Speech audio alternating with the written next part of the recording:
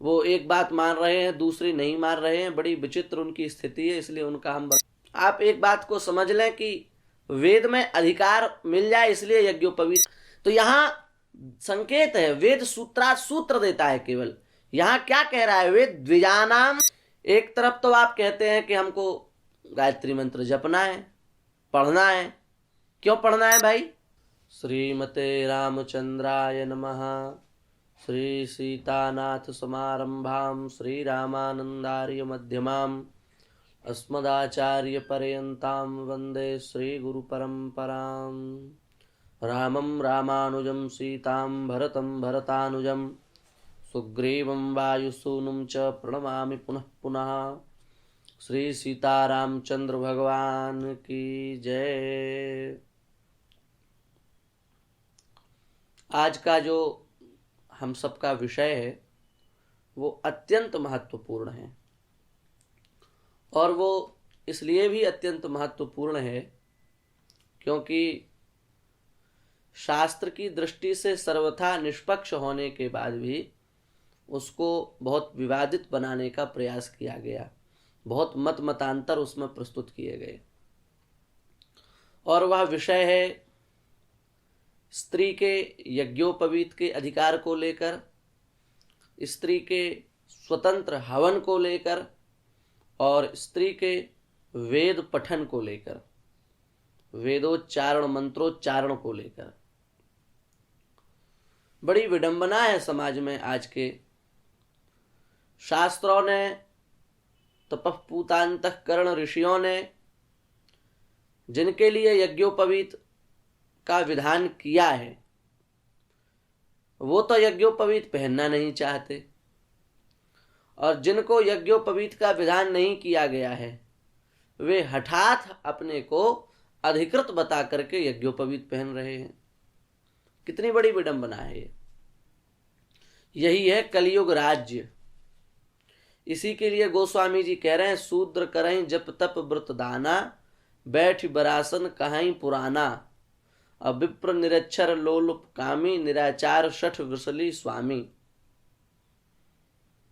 ब्राह्मण के लिए, क्षत्रिय के लिए, वैश्य के लिए यज्ञोपवीत का विधान है, तो जो विहित हैं वे तो इसके महत्व को समझ नहीं रहे हैं, और जिनका विधान नहीं है, जो इसमें दीक्षित नहीं है, जो इसमें विहित नहीं है, वे हठात बलात् इसको धारण करने की, वेद को पढ़ने की, यज्ञ करने की चेष्टा कर रहे हैं।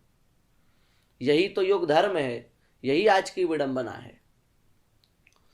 अब इस विषय में जब हमने शोध किया तो बहुतेरे तो ऐसे लोग मिले जो शास्त्र के सिद्धांत को ही नहीं समझ रहे हैं, केवल भ्रम में ही जी रहे हैं बेचारे। वो एक बात मान रहे हैं, दूसरी नहीं मान रहे हैं। बड़ी विचित्र उनकी स्थिति है, इसलिए उनका हम वर्णन नहीं कर सकते। स्त्री को यज्ञोपवीत पहनाने की जो बात, मंत्र पढ़ाने की बात, वेदों को अधिकृत करने की बात, कुछ पंथ ऐसे हैं, कुछ परंपराएं ऐसी हैं जो करते हैं, और वे कई प्रकार के तर्क वितर्क कुतर्क के द्वारा अपनी बात को सिद्ध करने का प्रयास करते हैं। मुख्य रूप से देखा जाए तो जो स्त्री को यज्ञोपवीत पहनाने की बात, वेद पढ़ाने की बात, हवन कराने की बात कहते हैं जो मत पंथ या व्यक्ति वर्ग विशेष, वे दो ही बातें मुख्य रूप से कहते हैं। एक बात तो उनके पास यह है कि शास्त्रों में ऐसा कोई प्रमाण नहीं है जिसमें निषेध हो। एक तो शास्त्र को प्रमाण मान करके बोलते हैं कि भाई शास्त्र में स्त्री उपनयन का निषेध नहीं है, स्त्री वेद ज्ञान का निषेध नहीं है, इसलिए हम लोग करते हैं, पढ़ते हैं, क्या समस्या है। और एक वर्ग ऐसा है जिसका शास्त्र से कोई लेन देन नहीं है, जो केवल तर्क के आधार पर खड़ा हुआ है कि भाई हम लोगों को पढ़ने का अधिकार क्यों नहीं है, क्या हम लोग पढ़ नहीं सकते, क्या हम लोगों को शास्त्र ने बिल्कुल अनधिकृत कर दिया है कि आप बिल्कुल अनपढ़ ही रहेंगे, इत्यादि प्रकार से यज्ञ क्यों नहीं कर सकते, वेद क्यों नहीं पढ़ सकते, क्या गायत्री मंत्र में क्या ऐसा खराब बात है जो हम स्त्रियों के लिए इसमें अधिकार नहीं है। एक तर्क के आधार पर बोलते हैं, एक शास्त्र को प्रमाण मान करके बोलते हैं। दो प्रकार के ही मुख्यतया इनमें वर्ग बनते हैं, और हमने काफी अनेक व्यक्तियों को सुना भी है जो इस विषय पर बोलते हैं। इन्हीं सब बातों को ध्यान में रखते हुए हमने विचार किया कि हमको भी कुछ कहना चाहिए, क्योंकि बड़ा भयंकर समय चल रहा है, तो शास्त्र की जो दृष्टि है वो सामने रखनी चाहिए। जो आस्तिक जन हैं, जो शास्त्र का सम्मान करते हैं, वे हमारी बात को समझेंगे, और जो बिल्कुल नास्तिक ही है, जिनकी शास्त्र में निष्ठा ही नहीं है, वो तो समझेंगे नहीं, और वो समझ भी नहीं सकते किसी प्रकार से। तो इसलिए एक पक्ष तो हम आपके सामने ये रखेंगे कि जो कहते हैं कि शास्त्र में ऐसे प्रमाण नहीं हैं, तो उन प्रमाणों को हम शास्त्रों से प्रस्तुत करेंगे, जिससे ये सिद्ध होगा कि ऐसे प्रमाण उपलब्ध हैं। और एक पक्ष हम आपके सामने तर्क वाला रखेंगे कि किन तर्कों के आधार पर ये स्त्री उपनयन का निषेध किया गया है और यज्ञ और वेद पाठ का निषेध किया गया। एक पक्ष हम ये रखेंगे, और एक पक्ष हम अपने ओर से रखेंगे, जिसमें हम प्रमाण देंगे आपको कि स्त्री उपनयन आदि का वेद में कहां कहां और शास्त्रों में कहां कहां निषेध है। एक इसमें छोटा सा और समुदाय है, जब आप ध्यान से देखेंगे, जो कुछ शास्त्रों से प्रमाण लाता है कि प्राचीन काल में स्त्रियों का यज्ञोपवीत होता था, उनकी भी थोड़ी आज चिकित्सा करने का प्रयास करेंगे। तो इन तीन पक्षों के आधार को इन तीन पक्षों का आधार बना करके यथामति हम लोग चर्चा करेंगे। तो सबसे पहली बात तो यह है कि आप एक बात को समझ लें कि वेद में अधिकार मिल जाए इसलिए यज्ञोपवीत पहना जाता है, यज्ञोपवीत धारण इसलिए किया जाता है। इसलिए यज्ञ, वेद और यज्ञोपवीत, इन तीनों का संबंध है। यदि इन तीनों में से किसी एक की निषेध की भी बात शास्त्र कह रहा है, तो तीनों का निषेध समझ जाना चाहिए, ये अपनी बुद्धि से समझना चाहिए।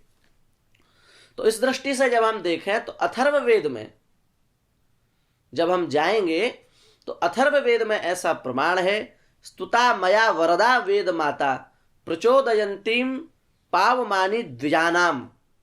अथर्ववेद का वाक्य है। इस वाक्य का भाष्यकारों की दृष्टि से यदि हम अर्थ देखें तो वे कह रहे हैं कि हे द्विज को पवित्र करने वाली वेद माता, मेरे द्वारा स्तुत हो करके, अर्थात मैं आपकी स्तुति करूंगा और आप मुझे ज्ञान प्रदान करें। तो यहां संकेत है, वेद सूत्र देता है केवल। यहां क्या कह रहा है, वेद द्विजानाम स्तुता मया स्तुता हे वरदा वेद माता। तो द्विज को पवित्र करने वाली वेद माता, द्विज माने ब्राह्मण क्षत्रिय विट, ब्राह्मण क्षत्रिय वैश्य को पवित्र करने वाली वेद माता। तो इस प्रमाण से यह बात सिद्ध होती है कि ब्राह्मण क्षत्रिय वैश्य को ही गायत्री के जप का अधिकार है। इसलिए यहां द्विजानाम जो है वो विशेष रूप से बात कही जा रही है। यहां ना तो स्त्री के लिए कहा जा रहा है, ना शूद्र के लिए कहा जा रहा है। जब नहीं कहा जा रहा तो फिर अनधिकृत चेष्टा क्यों करना। एक तरफ तो आप कहते हैं कि हमको गायत्री मंत्र जपना है, पढ़ना है। क्यों पढ़ना है भाई, क्या महत्व है गायत्री मंत्र का? तो गायत्री मंत्र का क्या महत्व है, ये शास्त्र ही तो बताता है। तो आपकी इसका मतलब शास्त्रों में आदर भाव है, तभी आप गायत्री मंत्र का जप करने का हट कर रहे हैं। लेकिन जब उसी शास्त्र में ऐसे प्रमाण उपलब्ध हो रहे हैं कि आपको नहीं करना है, तो फिर आप हठात क्यों चेष्टा करते हैं उस कार्य को करने की? इतने प्रमाण हैं कि वर्ष भर चर्चा करें तो भी कम है। हम तो केवल संकेत करेंगे बस। दूसरा, अथर्ववेद के ही नृसिंह पूर्वोत्तर तापनी उपनिषद में जब हम जाएंगे तो वहां विशेष रूप से इस पर चर्चा की है, और वो कह रहे हैं, सावित्री प्रणवम यजुर्लक्ष्मीम स्त्री शूद्राय नेच्छन्ति। सावित्री का अर्थ गायत्री मंत्र ही है। गायत्री मंत्र और प्रणवम, प्रणव माने ओंकार, और यजुर्लक्ष्मीम, यज्ञादि का जो अधिकार है वो स्त्री शूद्राय नेच्छन्ति। स्त्री और शूद्र का उसके लिए विधान नहीं है। सावित्रीम लक्ष्मी यजुः प्रणवम यदि जानीयात सा स्त्री शूद्रः स मृतोधो गच्छति। यदि बलात् हठात इनको जानने का, अनधिकृत चेष्टा करने का यदि प्रयास किया जाएगा तो वह मृत्यु के बाद अधो योनि को प्राप्त होगा, चाहे वो शूद्र हो चाहे वो स्त्री हो। तस्मात् सर्वथा नाचष्टे स आचार्यस्तेनैव समर्थोदो गच्छति। कह रहे हैं कि मान लो यदि कोई आचार्य इनका यज्ञोपवीत करावे, हठात यज्ञोपवीत करावे, उसकी भी दुर्गति होगी। इनकी तो होगी, उसकी भी दुर्गति होगी। जब ऐसे स्पष्ट प्रमाण उपलब्ध है तब ये कह देना कि शास्त्र में तो ऐसा कहीं वर्णन ही नहीं है कि स्त्री का यज्ञोपवीत नहीं होना चाहिए, ये कहां तक उचित है? क्या आप शास्त्र के पक्के विद्वान हैं? क्या आपने सब शास्त्रों को पढ़ लिया जो आपने कह दिया कि शास्त्र में तो कहीं ऐसा है ही नहीं? अस्यमावीय नाम का एक सूक्त है, उस सूक्त में जब आप जाएंगे तो वहां लिखा है स्त्रीणाम शूद्रांध पंगूनाम बधिराः पतिताश्चये क्लीबानाम नैव काणानाम वेद विद्याधिकारिता। जो स्त्री है, जो शूद्र है, जो पंगु हैं, जो बधिर हैं, जो पतित हैं,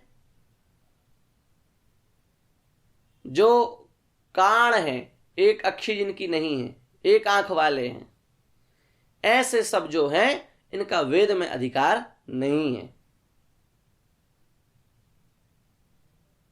इससे भी इनकी वेद की अनधिकारिता ही सिद्ध होती है। वेद का अनधिकार माने यज्ञोपवीत का अनधिकार, यज्ञ का अनधिकार, तीनों हमने पहले कहा कि एक से ही आप समझना।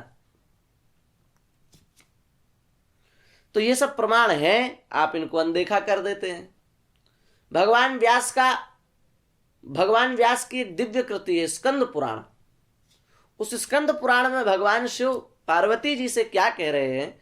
वे कह रहे हैं प्रणवस्याधिकारो न तवास्ति वरवर्णिनी नमो भगवते वासुदेवा येति जप सर्वदा।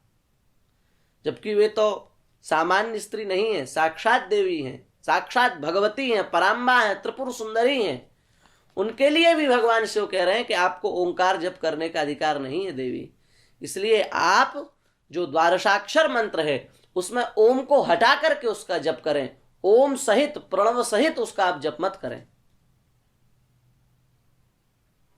जब उन विशिष्ट देवियों के विषय में भी शास्त्र प्रामाण्य मानते हुए भगवान शिव उनको प्रणव के जप का निषेध कर रहे हैं, तो फिर आज कलयुग की जो स्त्रियां हैं वो क्या प्रणव अधिकार उनको है? फिर कैसे प्रणव दिया जाता है और कैसे प्रणव पूर्वक गायत्री मंत्र का उपदेश होता है? अनधिकृत चेष्टा करने का प्रयास क्यों किया जा रहा है? फिर विकृति आती है, फिर विचित्र विचित्र प्रकार की स्थितियां बनती हैं। जब अधर्म होगा तो विचित्र स्थितियां तो बनेंगी। अथर्ववेद में आचार्यो उपनयमानो ब्रह्मचारिणम वृणुते गर्भमंतः। आचार्य जिसका उपनयन हुआ हो उस ब्रह्मचारी को 3 दिन अपने पास रखे। वैसे तो प्राचीन काल में बहुत लंबे समय तक गुरुकुल की व्यवस्था थी, पर फिर भी कोई ऐसी स्थिति हो तो भी 3 दिन। यहां ब्रह्मचारिणम, ब्रह्मचारी के लिए कहा, ब्रह्मचारिणी के लिए नहीं कहा है। ब्रह्मचारिणम मतलब ब्रह्म वेद। ब्रह्म शब्द का अर्थ क्या होता है? वेद। तद अध्ययनार्थम व्रतमपि ब्रह्म। उस वेद के अध्ययन के लिए जो व्रत लिया जाता है उस व्रत का नाम भी ब्रह्म होता है। और तच्चरति इति ब्रह्मचारी, ताच्छिल्यार्थक यहां पर जो है ऋणी प्रत्यय हुआ है। और तम ब्रह्मचारिणम, इस प्रकार से यहां ब्रह्मचारिणी नहीं कहा है। और अथर्ववेद में जब हम देखें तो ब्रह्मचारी एति समिधा समिद्ध कार्षणम वसानो दीक्षितो दीर्घ श्मश्रु। जो गुरुकुल में रहने वाला ब्रह्मचारी है वह मृगचर्म, मेखला और दीर्घ श्मश्रु, बड़ी दाढ़ी रखे और समिधा लेकर के आवे, ऐसा वेद में विधान है। अब जो आप जिसको गायत्री का उपदेश दे रहे हैं वह कन्या हो अथवा स्त्री हो, वह कैसे मृगचर्म धारण करेगी? अब आप तो अनधिकृत चेष्टा करोगे तो पता नहीं करा भी दो, तो मेखला कैसे धारण करेगी, वो भी आप करा दो। लेकिन भैया दीर्घश्मश्रु कैसे होगी, दाढ़ी कैसे आएगी उसकी, ये तो आप नहीं करा सकते। इसका तात्पर्य यही है, यहां भी निषेध है। और भगवान मनु, जिन्होंने मनुस्मृति लिखी, उनका तो स्पष्ट ही निषेध है, वैवाहिको विधि स्त्रीणाम संस्कारो वैदिक स्मृता। स्त्री का यज्ञोपवीत संस्कार विवाह संस्कार है। स्त्री के सब संस्कार विवाह संस्कार में प्रतिष्ठित हो जाते हैं।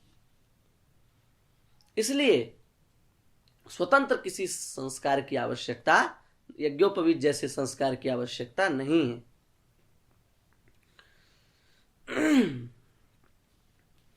और भी यदि हम प्रमाण देखें शास्त्रों के, तो न वै सर्वे देवा सर्वेणैव संवदन्ते ब्राह्मणेन वा राजन्येन वा वैश्येन वा तेन ही यज्ञियाः। ब्राह्मण क्षत्रिय वैश्य इन तीनों को ही यज्ञ में अधिकृत बताया जा रहा है। और मनुस्मृति के प्रमाण देखें तो नैव कन्या न युवतिर्नाल्प विद्यो न बालिशा होता स्यादग्निहोत्रस्य नारतो ना संस्कृतान्यथा।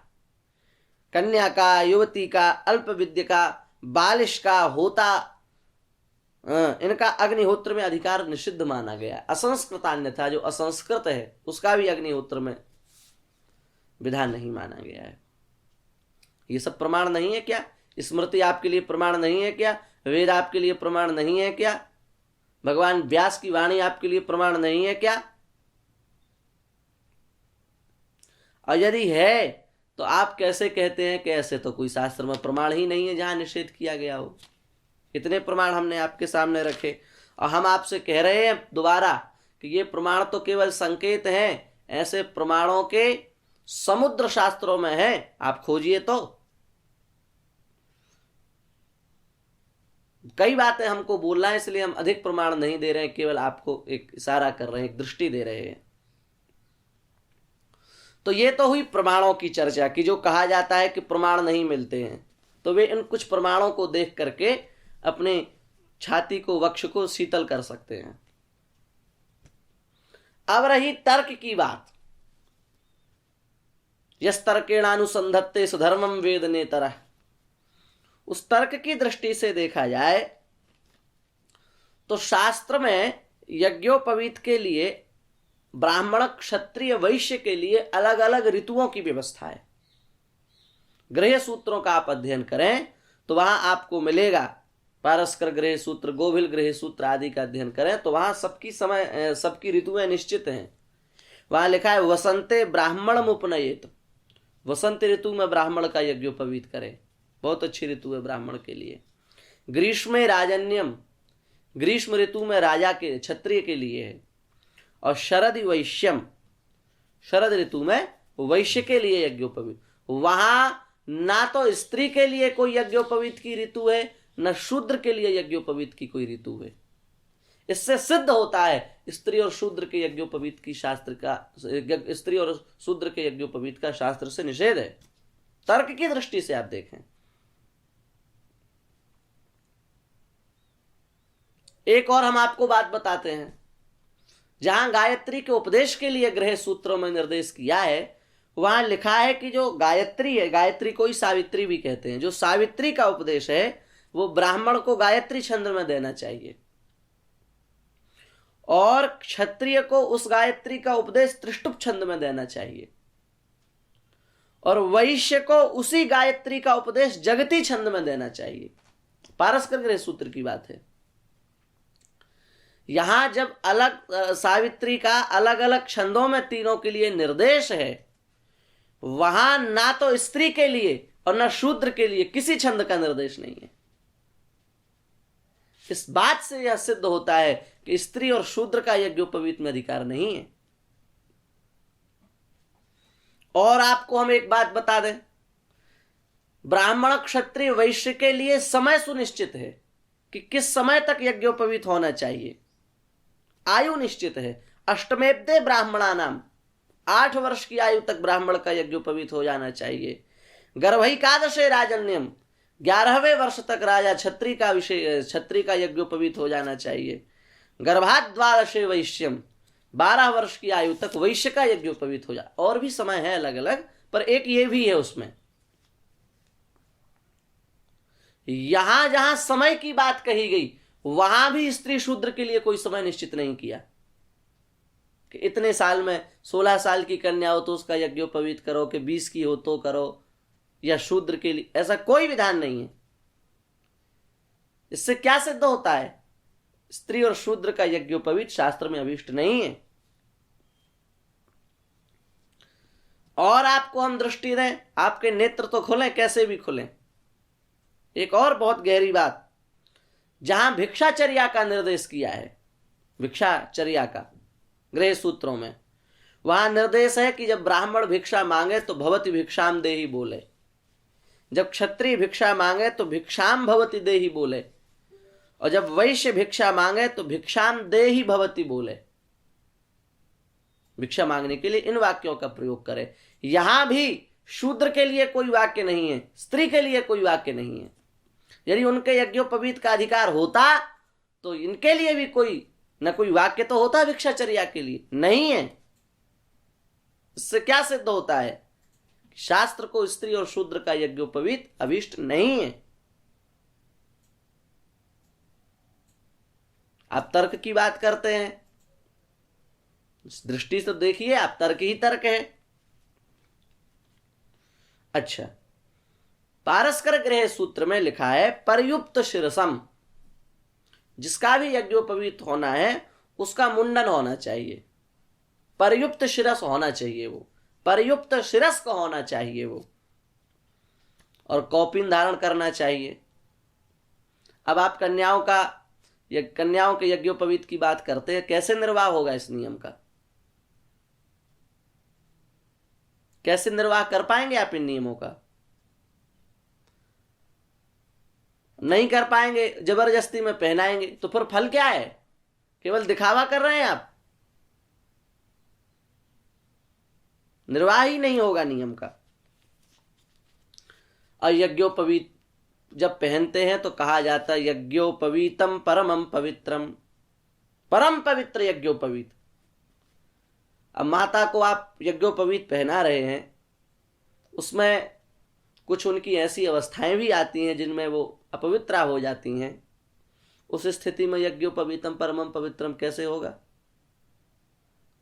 और एक बात आप विचार करो, जब छोटा सा बालक होगा, उनका नन्हा सा शिशु होगा, और वह शिशु मलमूत्र में अभिषिक्त होगा और उनके वक्षस्थल पर क्रीड़ा करेगा उस यज्ञोपवीत को लेकर के, जब उस पर झूलेगा, तो ऐसी स्थिति में वो यज्ञोपवीतम परमम पवित्रम कैसे होगा? आप मर्यादा का तो तनिक विचार करें, आप एक सांसारिक दृष्टि से तो विचार करें। मान लेते हैं आप पे शास्त्र की दृष्टि नहीं है, तो सामान्य दृष्टि से विचार करके देखें, सामान्य दृष्टि क्या कहती है। अच्छा, एक बहुत गहरी बात आपको हम गृह सूत्रों की बताएं। ब्राह्मण क्षत्रिय वैश्य के लिए अलग अलग वस्त्र का विधान है।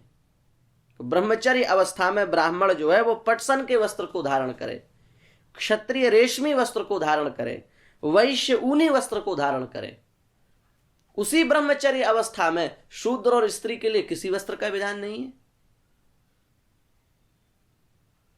तो शास्त्र की दृष्टि क्या हो सकती है? कार्पासम विप्रस्य क्षणम राज्ञा शौत्रिकम वैश्यस्य, इस प्रकार से कहकर के वस्त्रों का निर्देश है, पर इनके लिए किसी वस्त्र का निर्देश नहीं है। इससे सिद्ध हो रही है बात, इनका अधिकार नहीं है।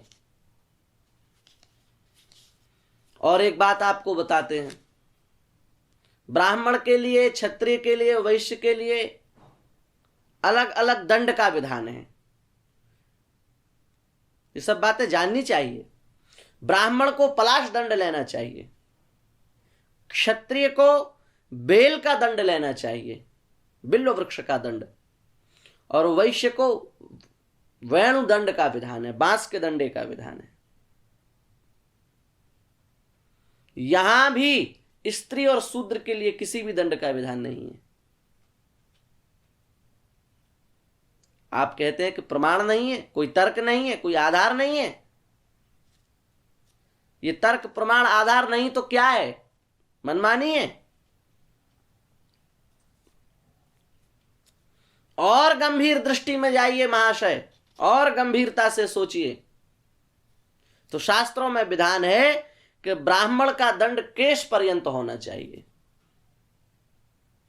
क्षत्रिय का दंड माथे तक होना चाहिए, और वैश्य का दंड नासिका तक होना चाहिए।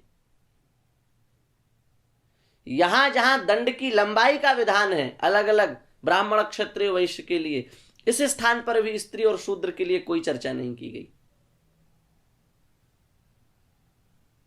आप कहते शास्त्र में तो कहीं बात ही नहीं है ऐसी। और यज्ञोपवीत संस्कार जब होता है तो गृह सूत्रों में चर्चा है कि हृदयालंबन की बात है। मम व्रतम ते हृदयम निधामी, मम चित्त मनुचित्तम ते अस्तु।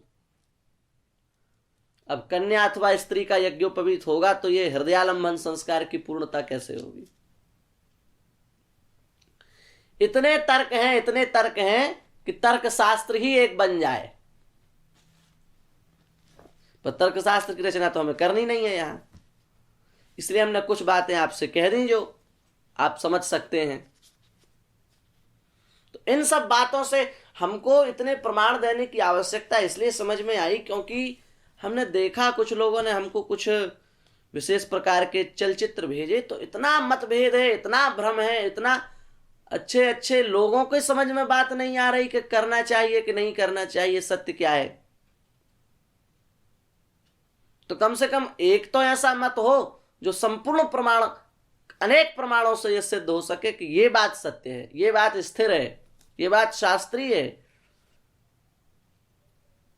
कहीं से कोई मैया आ गई, उन्होंने एक प्रमाण दे दिया, बोले यज्ञ स्त्री का तो यज्ञोपवीत का है, वाल्मीकि में देख लो, यहां देख लो, वहां देख लो। अब लोग भ्रम में पड़ जाते हैं। बिल्कुल स्पष्ट निषेध है। प्रतिज्ञा पूर्वक शास्त्रों की दृष्टि से यह कहा जा सकता है कि स्त्री के यज्ञोपवीत का स्पष्ट निषेध है, वेदाध्ययन का स्पष्ट निषेध है, स्वतंत्र यज्ञ का स्पष्ट निषेध है। अत्र नास्ति कश्चित् शंका कलंक पंकावकाशः। किसी भी प्रकार का किसी को संदेह नहीं करना चाहिए। अब एक पक्ष थोड़ा सा और है, उस पर और दृष्टि डालो, और वो पक्ष है कुतर्क के पहाड़ों का। जब इन लोगों को ये सब प्रस्तुत कर दो तो ये प्राचीन शास्त्रों में से ऐसे प्रमाण देते हैं कि पहले तो यज्ञोपवीत होता था, पहले तो स्त्रियां वेद पढ़ती थी, पहले तो देखो हवन करने के प्रमाण प्राप्त हैं। फिर ये एक कुतर्क का बवंडर खड़ा करते हैं, और उसकी भी आज चिकित्सा करना जरूरी है। इसलिए कुतर्की तो एक दो ही कुतर्क करते हैं, अपने तरफ से 4-5 और उसमें जोड़ देते हैं कि ये आप भूल गए, इनको और जोड़िए आप अपने प्रवचनों में, और फिर उनका खंडन कर रहे हैं। तो ऐसे कुतर्कों की ओर जब आप दृष्टि डालेंगे तो एक कुतर्क उसमें वेद से दिया जाता है, क्योंकि वेद परम प्रामाण्य है ना वेदों का, इसलिए। अब वो कुतर्क है यज्ञम दधे सरस्वती। यहां सरस्वती से स्त्री का ग्रहण किया जाता है। कुतर्की का कहना है स्त्री से, यहां सरस्वती से स्त्री का ग्रहण है, और लिखा है कि यज्ञम दधे, वो यज्ञ करे, ऐसा विधान है। अरे भाई, जब स्पष्ट सरस्वती लिखा है तो वहां सरस्वती का अर्थ यहां सामान्य स्त्री से यह अर्थ लगाना कितनी बड़ी मूर्खता है। जब स्पष्ट ही सरस्वती लिखा है तो उस यहां सरस्वती का अर्थ सामान्य स्त्री है क्यों कहना? यहां सरस्वती का अर्थ सरस्वती ही है, यहां सरस्वती को स्त्री से ग्रहण करने की कोई बात ही नहीं है। इसलिए यज्ञम दधे सरस्वती मंत्र से ऐसा सिद्ध होता है कि स्त्री को यज्ञ करना चाहिए, बात बिल्कुल गलत है। कथमपि इसमें किंचिदपि प्रामाण्य नहीं है, कोई प्रामाणिकता इस वाक्य में नहीं है ऐसी। फिर एक और ये लोग यजुर्वेद के मंत्र को प्रमाणित करके कहते हैं तम पत्नी भिरनु गच्छेम देवा पुत्रिर भ्रातृभिरुतवा हिरण्यैः नाकं गृभ्राणाः सुकृतस्य लोके तृतीये पृष्ठे अधिरोचने दिवा। इस मंत्र में यज्ञ की बात कही गई है। हाँ, इस मंत्र में कही गई है, हम भी स्वीकार कर रहे हैं। अब तो आप प्रसन्न हो गए होंगे कि वाह, इन्होंने भी स्वीकार कर लिया। अरे भाई, स्वीकार किया, लेकिन मंत्र के अर्थ को तो समझो। स्वतंत्र हवन करने की बात इस मंत्र में नहीं कही जा रही है। तम पत्नी भी अनुगच्छेम देवा, पत्नी बन करके वो पति के साथ स्थित होकर के यहां पर हवन करने की बात कही जा रही है। इसके हम समर्थक हैं, इसका हम निषेध नहीं कर रहे हैं। पर जो स्वतंत्र हवन करने की बात है उसका निषेध है, और उसका निषेध शास्त्रों में किया गया है। इसलिए इस मंत्र में भी कोई ऐसी बात नहीं है जिससे स्त्री के हवन अथवा यज्ञ अथवा वेद का कोई ऐसी बात हो, वो कोई बात नहीं है। एक प्रमाण और ये लोग देते हैं गृह्य सूत्रों से, प्रावृताम यज्ञोपवीतिनी। यहां यज्ञोपवीतिनी शब्द से ये कहते हैं कि देखो भाई, कन्याओं का, स्त्रियों का यज्ञोपवीत सिद्ध है, यज्ञोपवीतिनी कहा जा रहा है। जबकि यहां यज्ञोपवीतिनी का तात्पर्य यज्ञोपवीत से नहीं है, यज्ञोपवीत इव, यज्ञोपवीत के जैसे वस्त्र को धारण करने की बात कही जा रही है। और वहां आगे आप प्रकरण देखेंगे तो ये स्पष्ट भी हो जाएगा। समस्या तो यही है ना, प्रकरण का विचार नहीं करते, जितने वाक्य से अपना स्वार्थ सिद्ध हो उतना देख लो बस। आजकल क्या हो रहा है, यही तो हो रहा है। अभी हमने राम जी के मांस भक्षण पर बोला कई भागों में, उस समय क्या हुआ, यही तो हुआ था।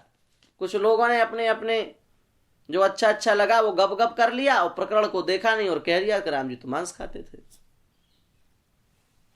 और विचार किया नहीं कि मांस शब्द का क्या अर्थ होता है, मांस शब्द के कितने अर्थ होते हैं, मांस किस किस को कहा जाता है, और क्या प्रसंग है, क्या संदर्भ है, उसका कोई मतलब ही नहीं है। बस भ्रम फैलाना है समाज में।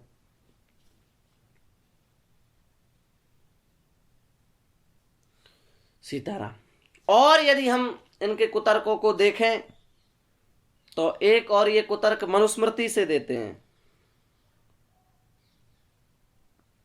निर्मंत्रास्तु क्रिया सर्वा विवाहस्तु समंत्रका। विवाह समंत्रक होता है और इसमें स्त्री के लिए भी कुछ मंत्र बोलने पड़ते हैं। पंडित जी, स्त्री के लिए भी कुछ मंत्र बोलने पड़ते हैं। तो यहां ये लोग कहते हैं कि देखो भाई, स्त्री मंत्र कब बोलेगी, जब यज्ञोपवीत होगा। इसका मतलब यज्ञोपवीत का अधिकार है और मंत्र पढ़ने का अधिकार है। अरे भाई, किसी बालक का यज्ञोपवीत न हुआ हो और उसके पिता दिवंगत हो जाएं, तो ऐसी स्थिति में भी शास्त्रों में ऐसा विधान है कि उसको कुछ मंत्र बोलने पड़ेंगे अंत्येष्टि संस्कार आदि के लिए। तो क्या इससे यह मान लिया जाए कि बिना यज्ञोपवीत के वेद पढ़ो? ये तो एक विशेष विधान है ना। उसी प्रकार से विवाह में मान लो कुछ मंत्र बोलने की विधा है, वैसे तो उसका निर्वाह दूसरी पद्धति से भी किया जा सकता है, फिर भी मान लो विधा है, तो क्या दो चार मंत्रों को बोलने का तात्पर्य यह हो गया कि अब सब यज्ञोपवीत धारण करके मंत्र पढ़ेंगे? समझ में आई बात कि नहीं आई? जैसे जिसका यज्ञोपवीत नहीं हुआ है, उसके पिता दिवंगत हो जाए तो भी उसको कुछ मंत्र बोलना पड़ेगा, विशेष विधान है वो। अब आप कहो कि तो यज्ञोपवीत के बिना ये मंत्र बोला, आप तो बिना यज्ञोपवीत के भी मंत्र पढ़ सकते हैं, तो ये कोई तर्क है? उसी प्रकार से मान लो विशेष विधान वेद में है दो चार मंत्रों को पढ़ने का, तो इससे यह सिद्ध थोड़ा नहीं हो गया कि आप यज्ञोपवीत करा करा करके मंत्र पढ़ो। ऐसे तो इनके तर्क हैं, निराधार, बिल्कुल छोटे छोटी बातों को लेकर के बात करते हैं। जब इन लोगों का बस कहीं नहीं चलता तो फिर वाल्मीकि जी पर आ जाते हैं, वाल्मीकि रामायण को प्रमाणित करने लगते हैं। और संध्या काल मना श्यामा ध्रुव में श्यति जानकी, इस प्रमाण को प्रस्तुत करते हैं, जिसका अर्थ यह है कि हनुमान जी जब गए हैं ना लंका, तो वे विचार कर रहे हैं, ऐसा वहां का प्रसंग ऐसा है कि प्रातः काल के समय की यह बात है, तो वे विचार कर रहे हैं कि अभी यहाँ यदि सीता जी होंगी तो जरूर यहाँ पर आएंगी, इस सरोवर, इस नदी के पास में जरूर आएंगी वे। यहाँ संध्या काल मना है। संध्या शब्द यौगिक शब्द है। यहाँ संध्या का तात्पर्य अपवित्र पवित्रो व मानस्तो के तने से नहीं है, संध्योपासन से यहाँ संध्या का तात्पर्य नहीं है। क्या नदी पर केवल व्यक्ति संध्या करने जाएगा? क्या नदी में स्नान नहीं करेगा? तो संध्या काल मना का तात्पर्य यह कि यदि यहां होंगी तो प्रातः काल का समय हो गया है, स्नान ध्यान करने के लिए यहाँ आएंगी, पूजा पाठ करने के लिए आएंगी। इससे संध्या करना थोड़ी नहीं सिद्ध होता है। तो यही है, अर्थ का अनर्थ करके लोगों को भ्रमित करना है। एक और वाल्मीकि रामायण से लोग प्रमाण देते हैं, अग्निम ज्योतिष्म तदा मंत्रवत कृत मंगला। और बहुत डंके, इनकी बात सुनकर के आपको ऐसा नहीं लगेगा कि ये गलत बोल रहे हैं, इतने विश्वस्त होकर के बोलते हैं कि लगता है कि वाह यही सही है, जबकि कुछ नहीं है। अग्निम ज्योतिष्म तदा मंत्रवत कृत मंगला, ये प्रसंग वहां का है जब राम जी का राज्याभिषेक हो रहा है, तो श्री कौशल्याम्बा राम जी के निर्विघ्न राज्य की समाप्ति के लिए ब्राह्मणों से हवन करवा रही हैं। अब यहाँ ज्योति शब्द का अर्थ ले लेते हैं कि कौशल्या जी स्वयं हवन कर रही थी, जबकि ठीक आगे प्रकरण को आप आगे बढ़ेंगे तो ठीक कुछ वाक्य आगे ही हावयंतीम हुताशनम लिखा है। हावयंती माने वे हवन कर नहीं रही थी, हवन करवा रही थी ब्राह्मणों के द्वारा। तो आप कहोगे फिर ज्योति का अर्थ क्या करेंगे? ज्योति का अर्थ तो हवन करना ही होता है, करवाना नहीं। व्याकरण का अध्ययन तो करिए आपने व्याकरण तो पढ़ा नहीं, तो संस्कृत के अर्थ कैसे लगेंगे? व्याकरण में क्या है? अंतर्भावित अर्थ है। यहाँ णिच प्रत्यय के बिना भी णिच प्रत्यय का अर्थ यहां पर अंतर्भावित किया गया है।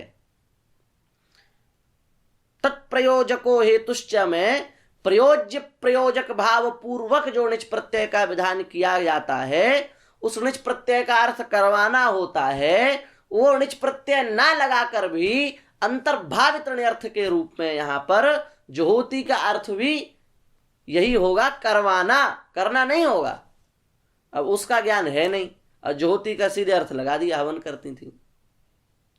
बात नहीं बनेगी, बात नहीं समझ पाएंगे आप। अंतिम में अनेक कुतर्कों का भंजन जब हो जाता है, तो अंत में ये लोग, एक कुतर्क तो प्रायः सबकी जीभ पर चढ़ा हुआ है कि गार्गी पहले नहीं थी क्या?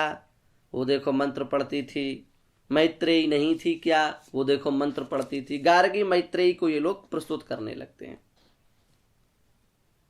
देखो भाई, विशेष, हमारी ये बात नोट कर लो, विशेष अपवादों से सामान्य नियम का भंजन नहीं होता। विशेष अपवाद यदि कहीं प्राप्त हो जाएं, तो उन विशेष अपवादों से सामान्य नियम का विघात नहीं होता, वो स्थित बने रहते हैं।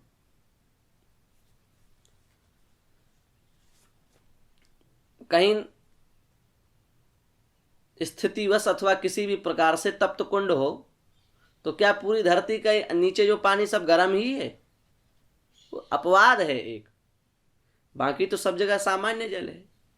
उसी प्रकार से गार्गी मैत्रेयी का ये जो लोग उदाहरण देते हैं, इनके प्रारब्ध अदृष्ट जो हैं वो विशेष बलवान थे, और विशेष बलवान होने के कारण इनको जन्मता ही मंत्रों का जो है वो प्रागट्य हो गया, इनके सामने मंत्र आकर के प्रकट हो गए। तो ये एक अपवाद है। हम लोगों की वैसी सामर्थ्य थोड़ी है, हम लोगों में वो वैसे विशेष परमाणु है ही नहीं। हम लोगों को तो पढ़ना पड़ेगा, पढ़ पढ़ के पिटना पड़ेगा, पिट के तब जाकर के मंत्र आएंगे। वहां तो जन्मता ही सिद्ध स्वरूप होने के कारण उनके सामने मंत्र प्रकट हो गए। तो ये विशेष अपवाद है, इससे सामान्य नियम का व्याघात नहीं किया जा सकता। और फिर भी आप हट करोगे तो वेद में तो ऐसे ऐसे सूक्त है महाराज, आप विचार करो, ऐसे अनेक ऋचाएं हैं जिनका कबूतर को साक्षात्कार हो गया। देवताओं की जो कुतिया थी, जिसका नाम था शर्मा, उसको कुछ मंत्रों का साक्षात्कार हो गया। तो अब आप क्या करोगे? आप तो यही करोगे कि सब कबूतरों को इकट्ठा करोगे और जितनी कुतिया होंगी सबको इकट्ठा करोगे और मंत्र पढ़ाओगे। क्यों? वेद में है, कुतिया मंत्र पढ़ी थी और कबूतर ने पढ़ा था। कपोत सूक्त है, सारमेय सूक्त है। पर ऐसा होता है क्या?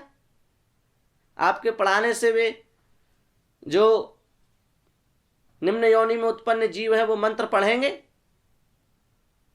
वो अपवाद है, वो सामान्य कपोत नहीं था, वो सामान्य शर्मा नहीं थी।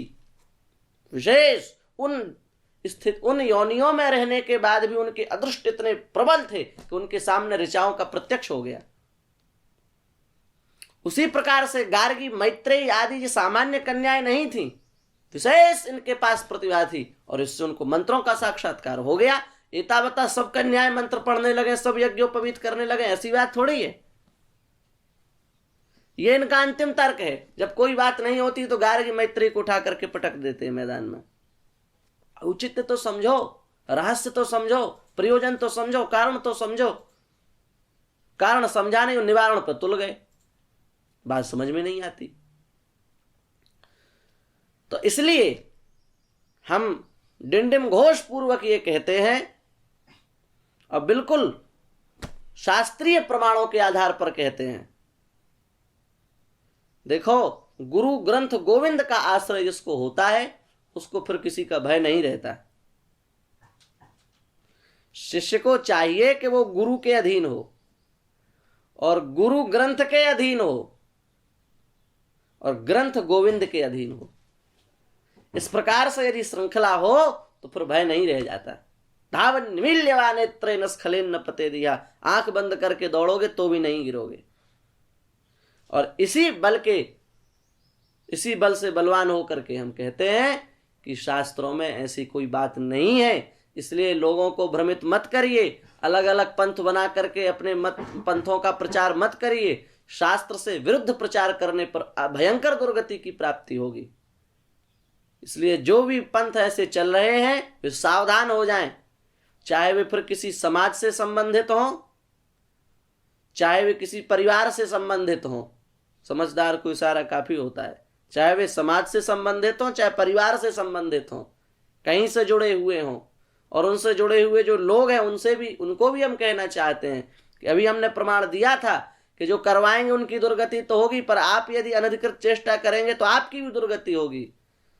इसलिए सोशल मीडिया पर चल रही भ्रांतियों से बचें, पंथों से बचें, ऐसे समाजों से बचें, ऐसे परिवारों से बचें। भगवान बचाए आपको और आपकी शास्त्र में गति हो, शास्त्र में रति हो, शास्त्र में मति हो और उससे आपको स्पष्ट निर्दर्शन प्राप्त हो, जिस ऋतंभरा प्रज्ञा के द्वारा आपके अंतःकरण में ऐसा ज्ञान उद्भूत हो, जिस उद्भूत ज्ञान के द्वारा आप समझ सकें कि वस्तुतः क्या शास्त्रीय पक्ष है, क्या अशास्त्रीय पक्ष है, क्या धर्म है, क्या अधर्म है, क्या कर्तव्य है, क्या अकर्तव्य है। इसके निर्णय के आपकी बुद्धि प्राप्त कर सके, यही प्रार्थना करते हुए हम अपनी वाणी को विराम देते हैं। श्री सीतारामचंद्र भगवान की जय।